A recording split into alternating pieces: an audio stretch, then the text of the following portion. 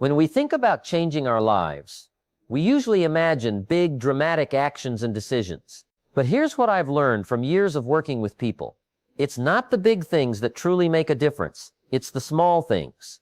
Small habits and daily choices are the real keys to lasting change. At first, these small actions seem unimportant, but over time they add up, and their combined effect can completely transform your life. If you stick to these habits, eventually you'll find yourself living the life you've always dreamed of. Think about it for a moment. What if you could dramatically improve your life just by adopting 10 small habits? It doesn't sound overwhelming, does it? 10 small habits that you can start today, right where you are with whatever resources you have.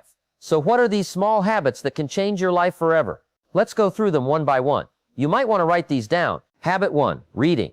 Now you might say, I don't have time to read every day. But hear me out, reading is one of the most powerful habits you can build. I'm not talking about random reading, I'm talking about purposeful reading. Books that challenge you, expand your thinking, and introduce you to new ideas. What you feed your mind matters as much as what you feed your body. Reading is more than just entertainment, it's a doorway to new opportunities. It gives you wisdom, knowledge, and perspective.